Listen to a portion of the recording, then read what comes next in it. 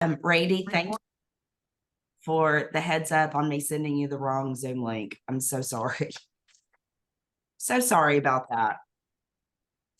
I hope y'all have had a good week. I am, let's see, share my screen if I can. There we go. I hope everybody had good Ash Wednesday services yesterday. Were y'all's numbers good? And did you feel good about it? Good. Bishop helped. She did not preach, but went to a worship service yesterday in a teeny tiny little church, and there were way more people than there were places to sit. And I don't know if you saw her picture on Facebook. The stained glass windows are all red. And here yesterday, thankfully, the sun was coming out. I mean, the sun was out. So the picture that she posted on Facebook, if you get a chance, check it out, was really what it looked like inside the sanctuary. Wow. She said it was just powerful. It was beautiful and powerful. I did not go because I don't need to be enclosed in places with other people to infect them with my cold or whatever, sinus infection or whatever it is that I've got. So I missed it, but I'm glad that y'all had good services. I'm going to go ahead and share my screen, and we'll go ahead and get started.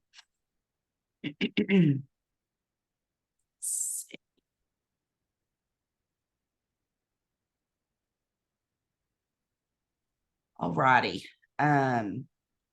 So the first thing that we're going to talk about this week, I hope you've been able to do a little bit of work on your planning and maybe have a couple of volunteers lined up who are going to step up to make communication for Holy Week of 2024 a thing, a bigger thing than it was in 2023. So as I promised, we're gonna get into the weeds today a little bit. So one of the things that I wanted to make a recommendation on is that, you know, we've talked about making sure that our community knows what is going on within our church community during Holy Week. And part of that is, you know, either some of y'all are blessed with the budget that you can do postcards. Some of y'all can do flyers. Some of you, I work part-time at a church on the weekends, and that church, they just do copy paper of everything. You know, I mean, that's where our budget is. So, so whatever your budget, I know you're planning to do something that you can actually put in someone's hand or hang up. And I would recommend that you might consider doing a calendar. Because there is so much going on. And I wanted to share with you a couple of graphics that I grabbed from, this was an email calendar that was from one of our churches. And I know this looks really weird. This came through email, but you see, instead of making it look like, you know, all the, like the cafeteria calendar, like, you know, where it's hot dog day or pizza day, you know, it's a graphic, and then it's got written below it what it is and the time and the date. And anyway, I just thought that was a cool way of doing it. And to you know, make this to where you could print it and allow your people to hand it out. I thought that was cool. This was another design that I came across this past week that I thought might be kind of cool, that could be used as a calendar as well. It's really just a graphic, but you know, you could put you know, your different things. And this was made in Canva. So, you know, if you don't want it to be rainbow, if you want it all to be blue, it could all be blue. Or if you wanted to take off, and just have 3 or 4 of them, you could just have 3 or 4 of them. But anyway, I just thought this was cool and appealing to the eye. And we have to remember that the people that we're trying to reach is not the children, and is not the youth themselves. It's usually the mom. So we want most of our graphics and things that we do to be appealing to the mom or to the wife. So sorry, guys, it's true. So when you are creating a calendar or a flyer, just make sure that it has all the times and the locations. And I would also gather your people together and think about, okay, where does this need to go? Is there a local laundromat? Is there a public library? Is there a grocery store? Is there is there even, does your local school let you, post things? I don't know, but, consider where you could get this in front of people, and maybe even consider giving each member, 2 copies of it, and say, will you please give these to people that don't already go to our church, and just ask them, just in their goings, if they could do that. Okay. Social media. This is the time of the year, y'all, to do a boosted ad. For the little church that I work for, I just did a boosted ad last night, and I spent $12, and it's going to reach over 1,000 people. And I tightened it up so that it is going to reach over 1,000 people within a 5-mile radius. This little church is a community, is a neighborhood church, and so we've tightened up the area, and it was $12. It's $12 to buy a Facebook ad that we can get to people who may not see it on your church Facebook page. So if you've never done a boosted ad, a paid ad on Facebook or Instagram, reach out, and I'll have Day walk you through it. It's so easy, y'all.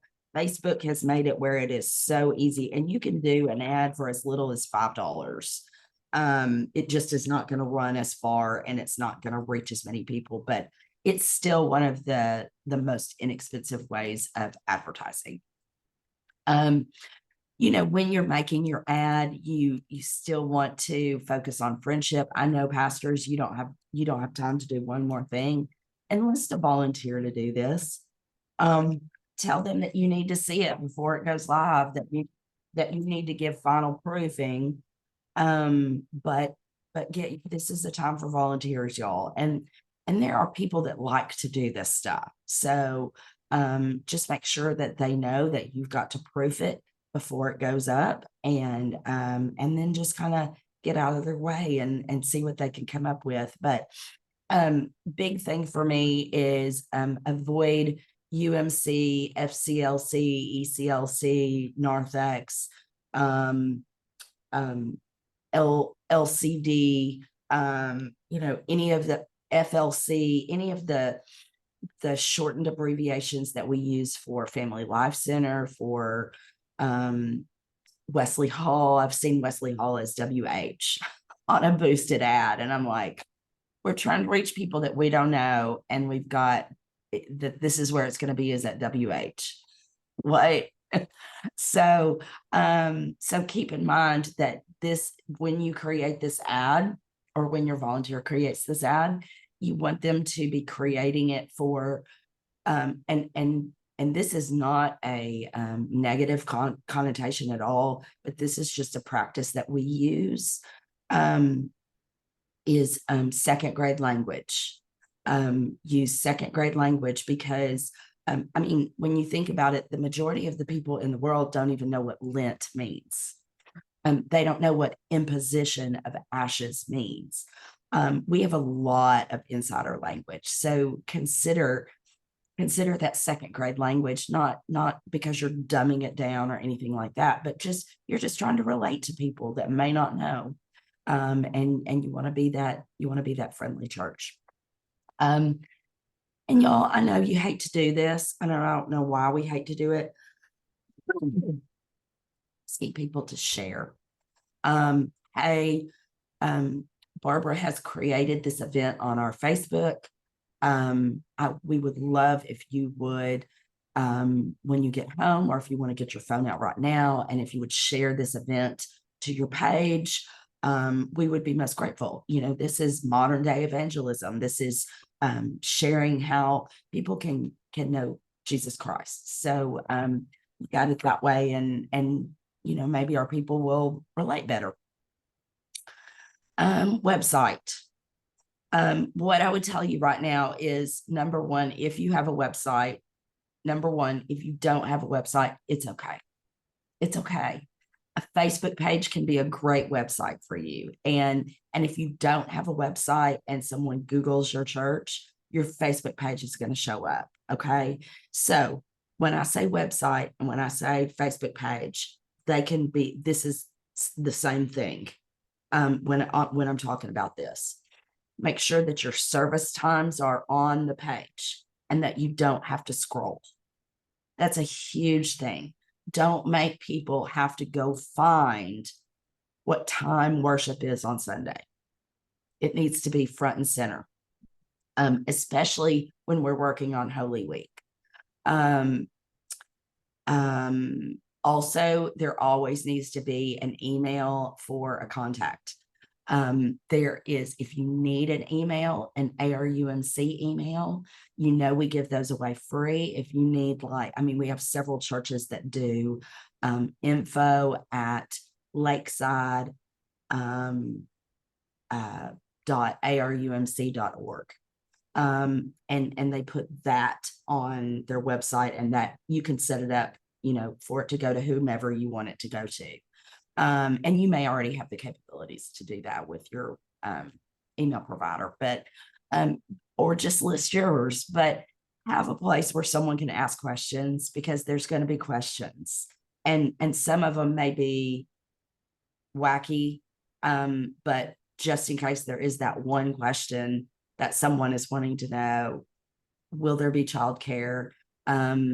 Can I bring my brother who is bipolar and won't change his clothes, or whatever?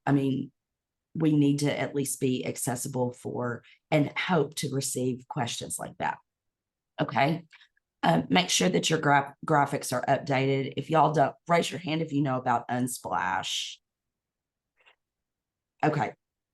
Unsplash.com. Free images. Free. And most of these images are very modern photography-based images. That is the majority of what we use here in the conference and have for a couple of years. It is photographers that submit their work for free, and they're just trying to get, tell you what, let me just pull it up and I'll show you how to do it. Unsplash. Okay, here it is. So let's look for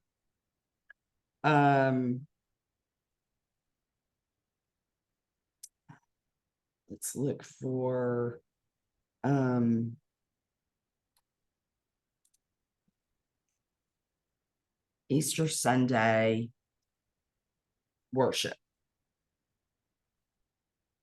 family. Okay. All of these images are free. They're free. You can click on it and download it if you want to. You can click on it and do a quick screensaver of it if you want to. Whoops, I didn't grab it.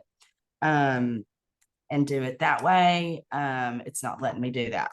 Anyway, somehow my Mac is not letting me do that. But or you can go and use, say you don't want faces in your picture, which I'm a huge fan of faces in pictures. Just saying. Faces relate to other faces. Easter Sunday, let's say lilies. Look at all of these beautiful, which I'm not seeing any lilies. I'm seeing a lot of eggs, but there's a pretty one of the cross. There's some daffodils.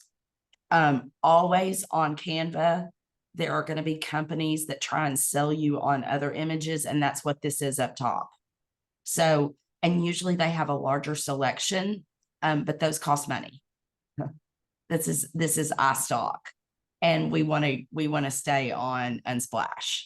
So, say we also want to look for Easter egg hunt.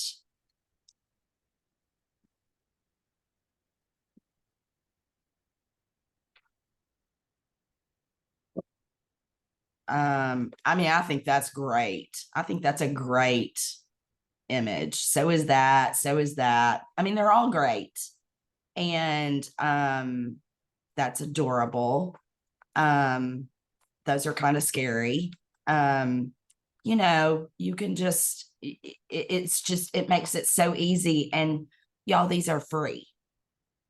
I mean, you can do a screenshot or you can download it and then upload it, but unsplash.com is free images. So if you don't learn anything else today, I hope you'll take that away.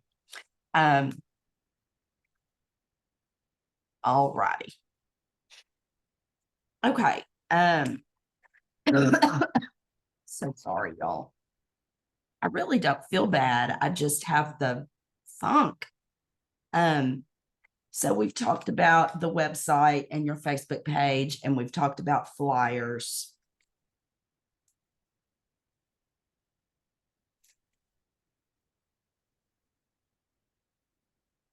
I'm sorry, I'm trying to get to my notes.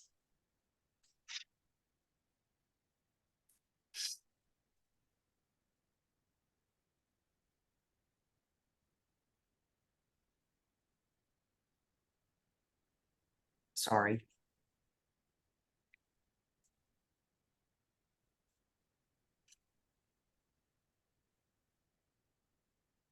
Okay. So we figured out how we can create flyers, and we can drop in images on Facebook that are visually appealing to the decision makers in families that are, whether or not they're going to bring their people to church. And who is that? That is the mama. That is the female. So actually, don't be afraid. Don't be afraid to throw in some softer images, some things that your wife might like. You know, I mean, it just is what it is. And that's our audience. And those are the decision makers the majority of the time when it's getting people into our church on Sundays and for special events throughout Holy Week. Finally, you know, we talked about budgets, and you know, some of you may have a budget, and postcards or business cards are awesome, and they're so easy to get them done, get them designed, and get them done for free. I mean, get not for free, but the design work is free, and that can all be done through Canva. How many of you have used Canva? Great, perfect. Okay, so here's why I like business cards. Business cards fit in your wallet. They also fit in your pocket. You can also carry them in your car. Also, there's a template for them on Canva that you just make them, and then you can print them in house. And if you can't run stock paper, you know, have someone come and run them on regular paper and then maybe laminate them, or, you know, however you can zhuzh them up a little bit. Make sure that your members take those with them. You're counting on them. This is not your solo job. You're equipping them to be able to invite neighbors, invite friends, invite strangers to come be part of this Easter experience during Holy Week this year. So anything that we can equip them with is we're going to get better results. And also with that, we want to also equip them with the ability to know what to say. I think a lot of times, I know I'm first of all, number one, I know that every church has know-it-alls, that they don't need to be taught anything. They don't need to know anything new. They've been doing this for 60 years and everybody else is wrong. Literally, I get it. But for the people who are open to trying something different or stepping out of their comfort zone or inviting someone to church, take a minute from the pulpit, y'all, and say, listen, we're going to have these cards, and I want to tell you these are ways that you can use these. All you have to do is, if you encounter someone and they, might have a Jesus, they might give an indication that they are in love with Jesus, then, ask them where they go to church, and just ask a question and get started. Encourage your people to engage. Just, where do you go to church? Oh, I go to Lifeway, or I go to Steeple Baptist, or I go to the Catholic, whatever. But, oh, that's wonderful.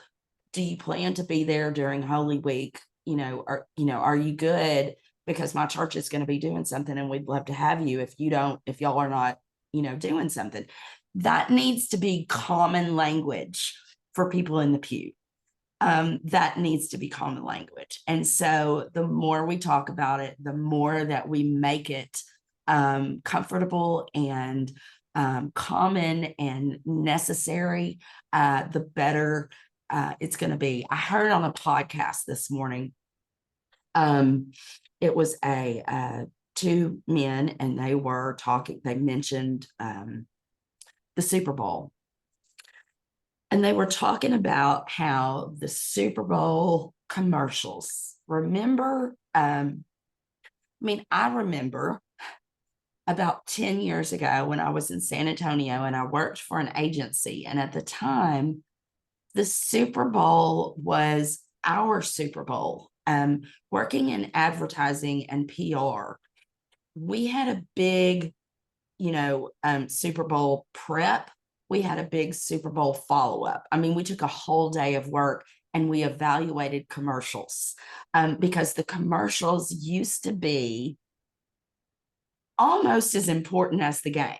And you were expecting to see commercials that would be funny or new or innovative or, whatever.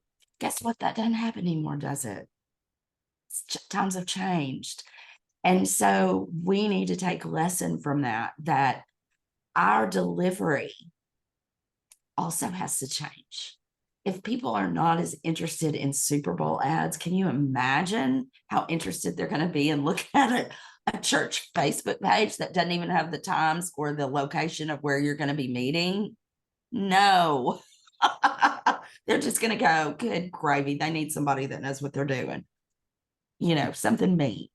But anyway, so just keep encouraging your people. Let's think differently. Let's try personal. Let's try getting to know people. Let's try word of mouth. More, a focus on word of mouth than anything else. Let's try to meet one new person a week. They may run away from us and scream because we're being too friendly. We may never hear from them again. But what if, and pastors, this is the time, this is the time when we are experiencing reflection. We are asking a lot of questions of ourselves, and which also, I saw a church calendar from my mom's church where they're being encouraged to think outward as well. They're taking a collection every day of put a quarter in the envelope for every canned vegetable that you have. Put a penny in the, whatever it is. But they're encouraged to also be thinking outward and be asking questions in an outward. And so encourage your people that during this time of reflection, it's time. It's time to ask a question. It's time to ask ourselves, but not only ourselves, but to ask others and to engage with others that we either do know or that we might not know. But we have no idea how that might affect someone's life. You hear all of the things, but and that's not measurable. You will never be able to measure those results, but we'll know that we're seeing Jesus in someone else. And anyway, okay, I'll get off my soapbox now. Amy, Yes. at Christmas time, we ordered little photo Christmas ornaments that families could put their pictures in, and on the back had our church name and our website. And then we put bags together and had every member take one for themselves and multiples to pass out. And we challenged all of our members to pass them out at the grocery store, at the bank, I wherever love that. they were, and they loved it. I love that. So we're I gonna do love something that. like that for Holy Week also. Yeah, We just don't know what yet. I love that. And Stephanie, you and I had talked earlier this week about another opportunity. If you're in an area that you still have houses that have been affected by the last tornado, there's more assistance coming your way. But I sent it to Stephanie specifically because she's in Jacksonville. And she said, you know what, we're going to hang these up where the people in our food pantry can see them. And we're going to make that. And I thought, you know what, that's how we need to be thinking, is not just for the people inside our church that are coming every Sunday. We need to be talking to, and even if it's just through a flyer at first, but what would it look like? We're starting to think about budgets again. What would it look like to increase that paper budget? What would it look like to be able to put flyers in grocery bags each week or in the boxes, or to wrap something, or so where you're actually including an invitation to everything that the church does. Anyway, just some ideas there. We have a group called Lifeline Screening coming to the church Saturday that does the stroke Yes. and health screenings. Yeah. So I'm really focusing on putting all the stuff out in the building that they're going to be doing those in for the people in our community that walk in our door. And we also have the group that's coming in to go walk the neighborhoods and see if anybody needs help with tornado assistance still. They're going to be in a different building on Saturday. And so I'm gonna see if they will pass out church information while they're going door to That's door. awesome. And I mean, and I would tell them, Stephanie, I would make it contextual. Every house is different than the first. If one house, the mama is tired and has half her clothes on and is trying to keep kids in and dogs in, then just say, you know what, we're praying for you, and this is the hardest work you're ever going to do, and thank you for coming to the door, and beyond, but don't, because we don't want to be the church that's shoving our we want to be careful how we evangelize, that we want to do it how Jesus would want us to do it, and to see that person as Jesus. And so anyway, that's all I'm saying. But I love the work that y'all are doing. Keep it up. We're going to have in the fall, we're going to have a conference wide neighborhood walk. We're going to encourage churches to walk their neighborhoods, get to know their neighbors. We'll have, flyers and things like that people can make their own and hand out if they want to, or even if they want to just walk around and, just say hello. But anyway, we're going to take y'all's lead on that. So great work there. And I also want to say this, when we're trying to help people know what to say, because let's be honest, our people, oh my gosh, we love them so much and they love their church so much. But our people are also the reason why other people stay away. Oftentimes. And I'm not saying why one reason or not, but for example, the reason the usher that chased me down and screaming at me because I walked by him, you know. So once again, I just want to reiterate, if you're doing all of this work to get people in, make sure that your people are ready to welcome people who don't smell good, people who may not have all of their mental capabilities, people who have a whole lot of kids, people who, for one reason or another, do not look like us, do not act like us, do not smell like us, anything. You know, we have to keep reinforcing that if we're going to do all of this work to try to reach people in the community, we have to really be a welcoming church that is going to welcome people in and make them feel loved and make them feel cared for, and that it's a safe place. Okay. And that's the hardest work. That's the hardest work of all of this, y'all. I know it. Okay.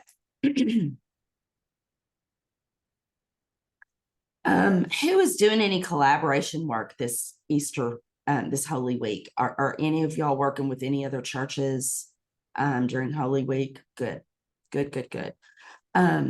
Use that, y'all, and use that to not just for this 1 week of the year, but you know, if it goes well, if your people respond well, look for areas that you could say, you know, what would it look like if we could partner again on this?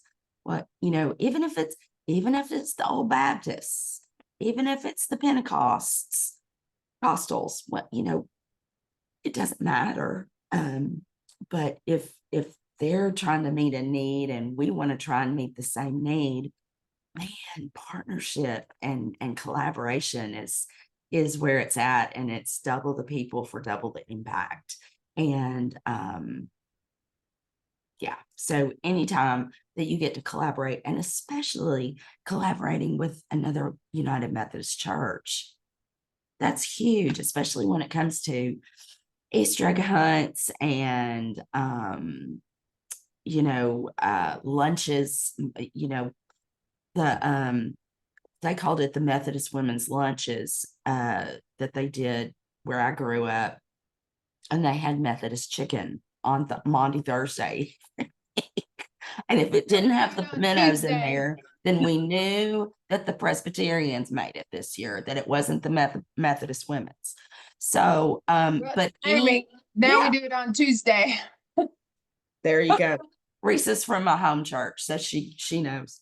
But yeah, so and don't just make this just a, you know, keep that door open, nurture that relationship with them, and look ahead and think about ways that you can collaborate together. And I understand that also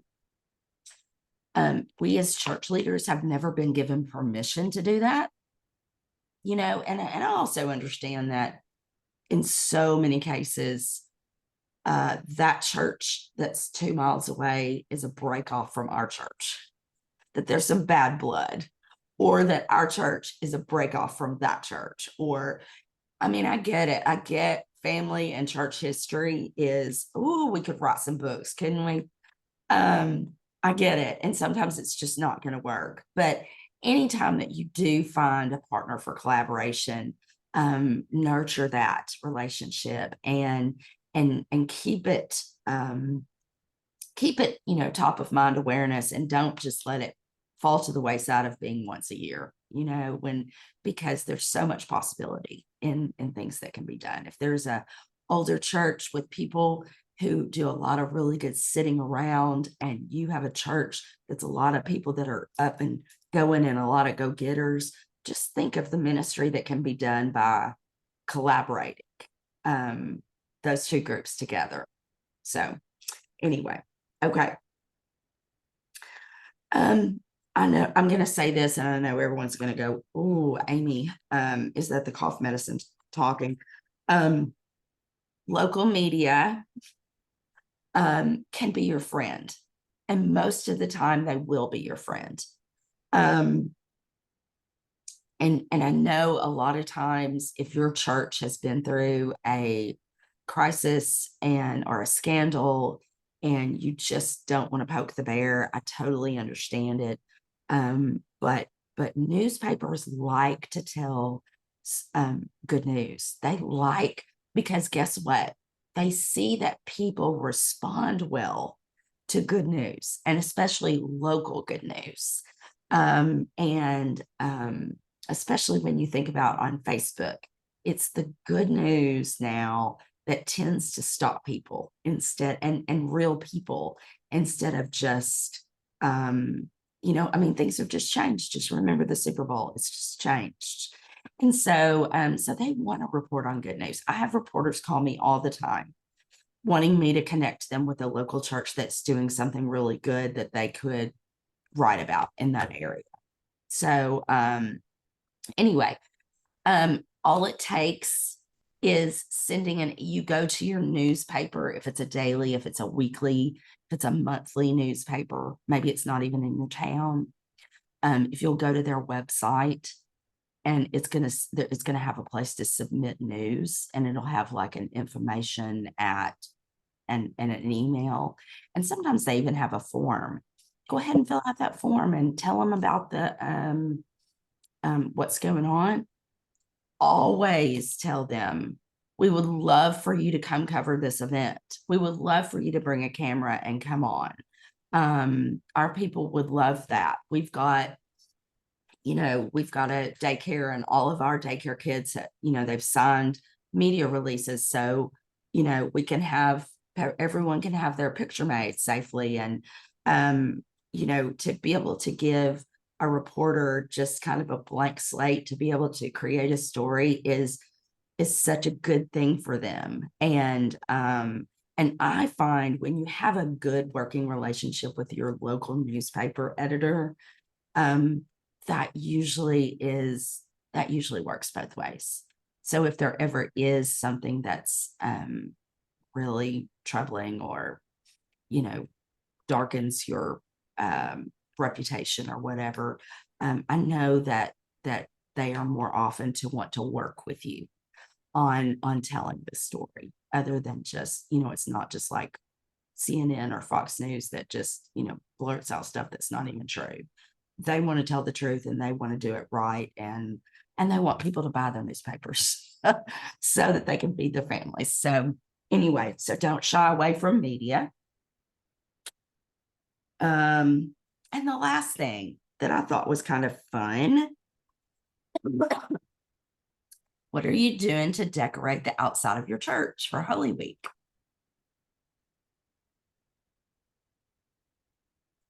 I don't know that my church does anything where I usually worship. I'm usually an online person. The little church where I work, I don't think they do anything. And I'm not talking about, I love the tradition of, I'm sorry, I'm having to suck on a cough drop. I love the tradition of having a cross and people bring flowers. And I know a church in North Little Rock has a cross, and it's covered with chicken wire, and people come and just tie pieces of fabric to it, and and they blow, and you say a prayer as anyway. I mean, it's just something visually interesting. And if that's not your MO, if that's not something that you're, if you don't have time for that, I get it. But make sure that your front door has, well, first of all, I would hope that on Sunday mornings and for all worship services, that those doors are swung open.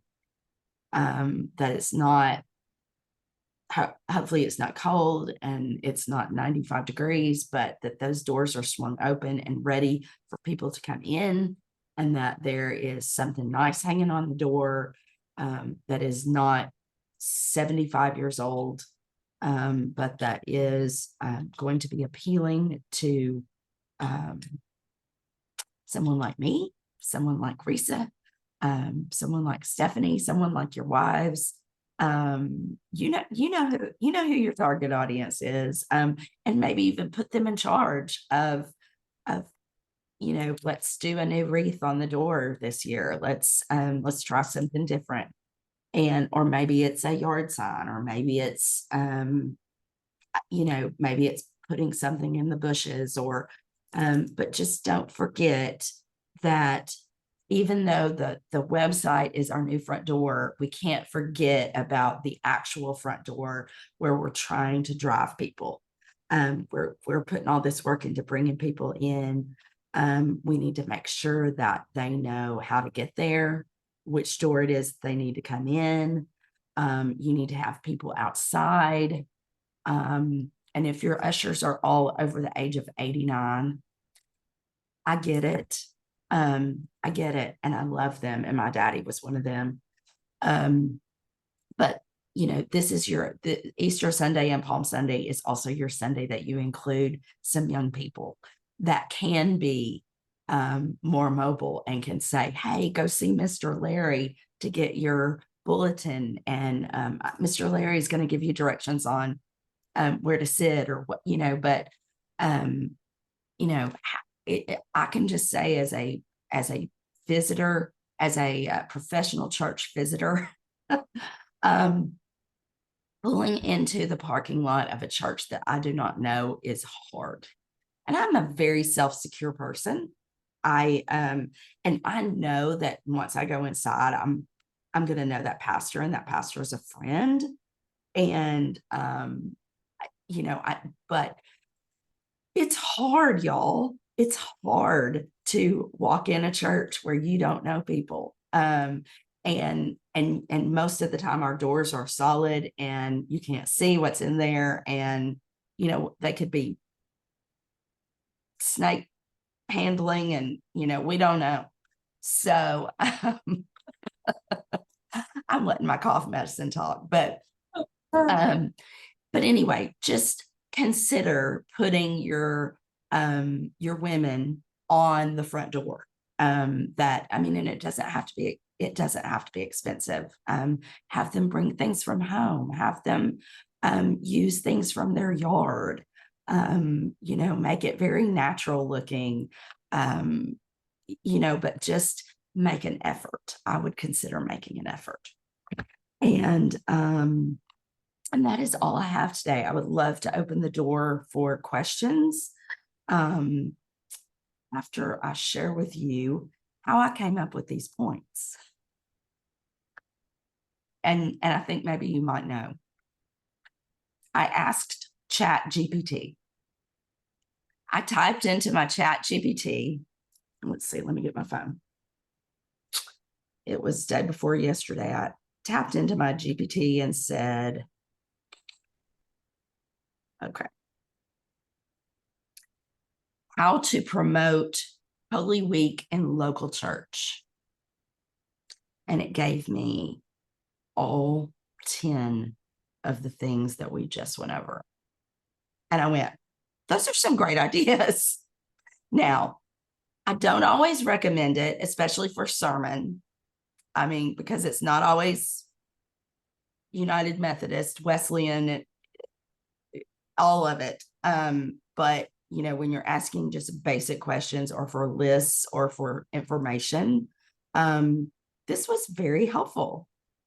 I would also, guys, especially those of you who are pastors, Jeremy and Randy, if you're not already on a local radio show, pitch yourself to that radio station, because that's how you connect with some locals.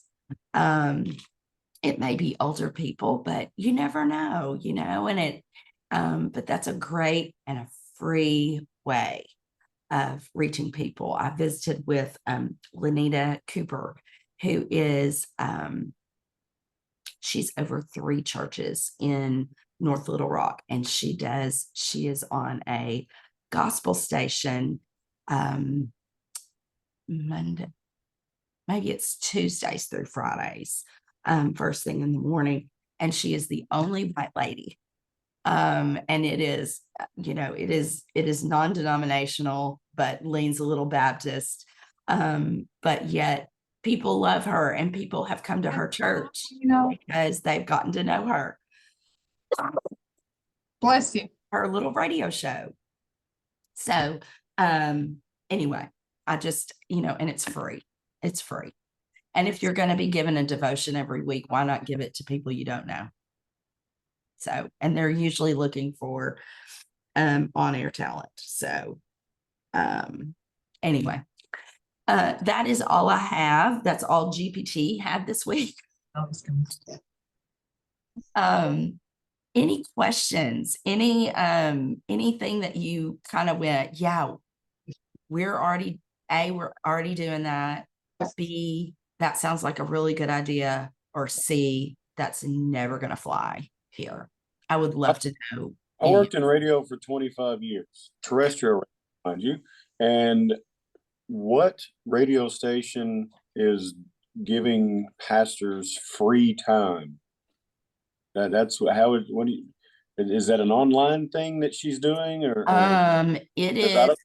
I don't know if it's a radio station terrestrially anyway that's going to give their time away. Well, and that's a great case. And I don't know how she's doing it for free, but they came to her Okay. asking her if she would do a morning show. Yeah, we have to pay a bill every month. You do. Yeah. Yeah. Sorry, I mentioned that. Yeah, Just that's fair. No, if there's a free resource, Get there it for free too. delete that.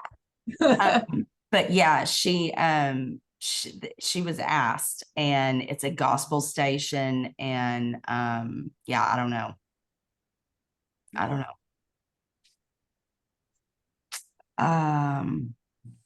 And Stephanie shared Jacksonville's. Did you say that? That's Danita? No, you're Danita Waller Page is on a gospel station out of Little Rock. And she is like a host. Right. But this is Pastor Lanita, and I said her last name was Cooper, and it's Daniels. Okay. He is pastor of Trinity Church, United Methodist Church in North Little Rock. That is in the most dangerous neighborhood in Pulaski County. We've been doing a story on her because, and it's just kind of one of those stories that you can't tell really quickly, but yeah, she gets out and walks the streets, and the people know her as the white woman preacher that can help. And she's living up to that. People don't come out of their houses at night. It's gunshots. I mean, it's exactly what you would think it was. And it is considered it's considered the most dangerous area in Pulaski County. And she has a church right in the middle of it. And that church is growing. Yeah, it's pretty cool. It's pretty cool. And she's like 5'2". Equipping disciples. Do what? She's equipping disciples. She is, man. She is. And she knows how to make connections. And, she's got a lady who has found herself without sometimes she's without a home and sometimes she does. And anyway, but this lady has this vision of that she would like to do weddings. And Lanita has said, listen, you can use this church to do a wedding if you would like. Let us support you in this business idea that you have. We would love that. And we've got a list of, that poor building is just falling apart, but they've got a list of things to fix. And but just being open to that and knowing people. I mean, she just gets out and walks. It's amazing. People sitting on their front porches, and I mean, I'm not a huge fan of, but they play bingo in church. But guess what? People come for bingo and some of them bring their Bibles. So because it's always fall, that people, majority of people love to sing, and especially things that remind you of your childhood or, in a time where things were better and you were safer. And so anyway, yeah, she's got just a very, it's an urban ministry, but it's unlike the urban ministry that we would think of like at Canvas. It's just a total different type of urban ministry. So yeah, very cool. Any other thoughts or ideas or pushbacks on anything?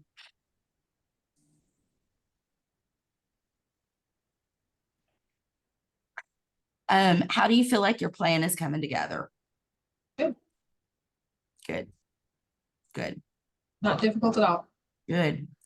How many of you all will be live streaming on Easter Sunday or Palm Sunday? Both. Okay, don't do that. Always. Okay. Because I would love to join online. Randy,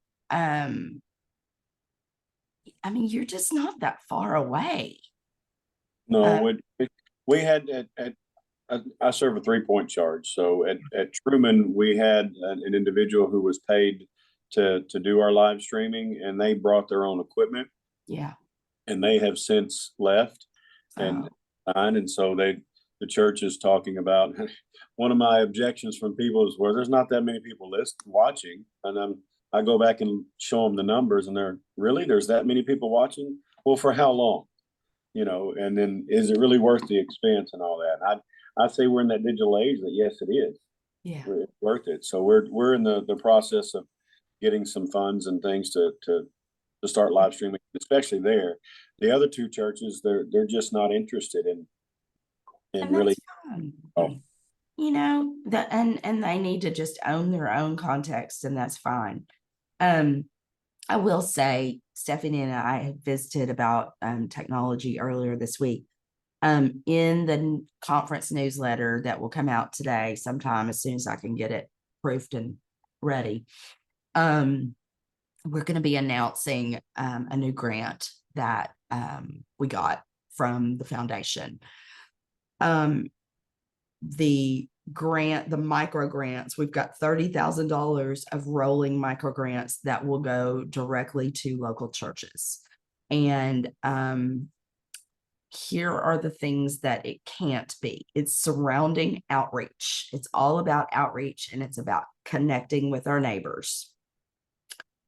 It can't be food for your food pantry, because that still comes from 200,000 More Reasons grants.